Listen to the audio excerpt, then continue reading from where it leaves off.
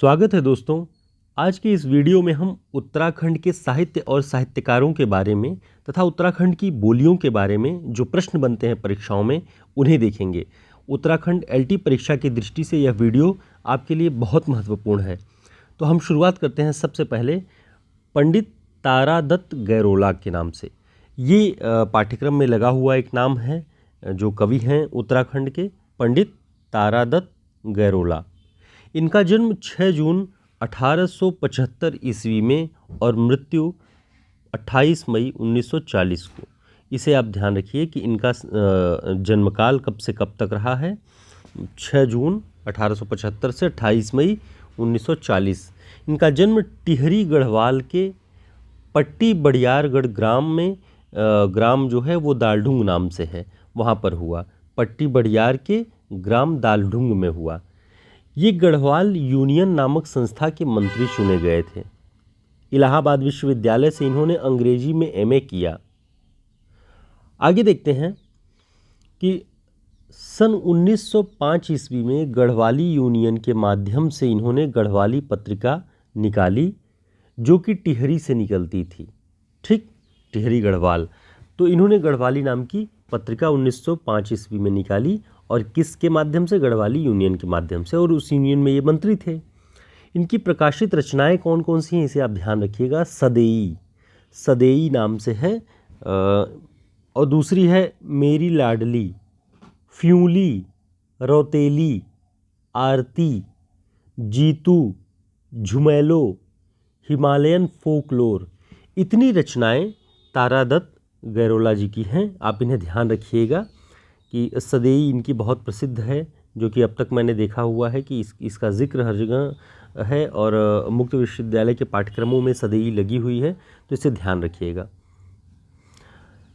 दूसरे जो महत्वपूर्ण रचनाकार लगे हुए हैं पाठ्यक्रम में उत्तराखंड एलटी के, वो हैं अबोध बंधु बहुगुणा। इनका जन्म 15 जून 1927 को हुआ और मृत्यु सन 2004 में हुई है। जन्म हुआ इनका ग्राम झाला में, पट्टी चलनस्यू, जिला पौड़ी गढ़वाल में। इनके बचपन का नाम नागेंद्र प्रसाद था। अबोध बंधु बहुगुणा जी के बचपन का नाम नागेंद्र प्रसाद था, और इन्होंने नागपुर विश्वविद्यालय से राजनीति विज्ञान एवं हिंदी में एमए किया हुआ है। तो कहाँ से इनकी शिक्षा अबोध बंधु बहुगुणा की कहाँ से हुई है? नागपुर विश्वविद्यालय से। और इसके पहले तारादत्त गैरोला जी की बात हम कर रहे थे, उन्होंने इलाहाबाद विश्वविद्यालय से अपनी पढ़ाई की। अब इनकी प्रकाशित कृतियों के बारे में देखते हैं। अबोध बंधु बहुगुणा जी के गढ़वाली महाकाव्य इन्होंने लिखा भूम्याल नाम से। इनके काव्य संग्रह हैं तिड़का, रणमंडाड़, पार्वती, घोल, अंख पंख, दैसत। दैसत भी इनकी दैसत बहुत प्रसिद्ध है, कणखिला, शैलोदय। तो इनके नाम को आप अच्छे से एक दो बार उच्चारण करके, इनको लिख करके इनकी रचनाओं को याद कर सकते हैं, क्योंकि ये गिने चुने नाम हैं जो उत्तराखंड एलटी परीक्षा में दिए गए हैं। तो इनकी रचनाओं को आप ध्यान रख लीजिए। इनके जन्म और मृत्यु को ध्यान में रखिए, कहाँ इनका जन्म हुआ, किस ज़िले में हुआ, और शिक्षा कहाँ से हुई। तो ये चीज़ें इनके बारे में आपको ध्यान रखनी चाहिए। आगे हम देखते हैं कि काव्य संग्रहों के बाद इनकी एक लोक कथा है लंगड़ी बकरी, और कथा घाली कथगुली, ये इनकी लोक कथा है। उपन्यास है भुगत्यों भविष्य। ठीक, भुगत्यों भविष्य। इन्हें सम्मान जो मिला वो है लोक भारती नागरिक सम्मान 1979 ईस्वी में, जय श्री सम्मान 1984 ईस्वी में, गढ़दत्त सम्मान 1991 ईस्वी में, काव्य भूषण सम्मान 2003 ईस्वी में। तो ये इन्हें सम्मान, 4 सम्मान मिले हुए थे अबोध बंधु बहुगुणा जी को। हमारा जो अगला खंड है वह है उत्तराखंड की बोलियों पर आधारित। तो हम यहाँ पर आपके लिए महत्वपूर्ण प्रश्नों का कलेक्शन करके लाए हुए हैं।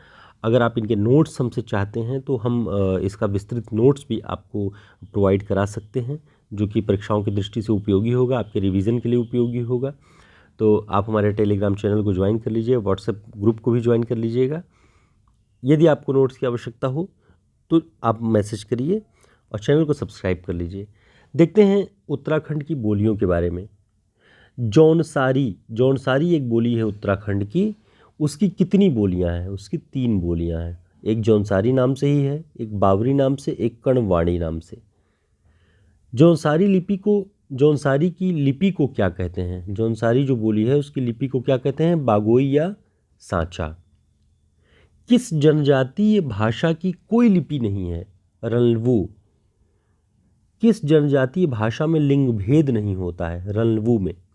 तो ये रल्वू जो जनजातीय भाषा है इसकी कोई लिपि नहीं होती है और इसमें लिंग भेद भी नहीं होता है। उत्तराखंड में बोली जाने वाली भाषाओं के समूह को क्या कहते हैं? किस नाम से बुलाते हैं? पर्वतीय भाषा समूह या पहाड़ी या उत्तराखंडी बोली, इस तरह से उसे बुलाया जाता है। आगे देखते हैं उत्तराखंड की प्रथम और द्वितीय राजकीय भाषा क्या है? हर राज्य की अपनी राजकीय भाषा होती है। प्रथम और द्वितीय जो राजकीय भाषा है वो है हिंदी और संस्कृत। हिंदी प्रथम राजकीय भाषा और संस्कृत द्वितीय राजकीय भाषा है उत्तराखंड की। उत्तराखंड का पूरा क्षेत्र किस बोली के अंतर्गत आता है? ध्यान रखिए, पहाड़ी बोली के अंतर्गत आता है। पहाड़ी हिंदी किस अपभ्रंश के अंतर्गत आती है? हमने शौरसेनी, मागधी, अर्धमागधी, इन सारे अपभ्रंशों के बारे में देखा हुआ है। तो पहाड़ी हिंदी शौरसेनी अपभ्रंश के अंतर्गत आती है, इसे ध्यान रखिएगा। पहाड़ी हिंदी के कितने रूप हैं? गढ़वाली और कुमाऊनी, 2 इसकी बोलियां हैं। उत्तराखंड भाषा संस्थान की स्थापना किस सन में हुई? 2009 में। बोलियों और भाषाओं को शामिल में किया गया है उत्तराखंड की बोलियां, तो उनसे जुड़े हुए जो संस्थान हैं उनको भी हमें देखना चाहिए।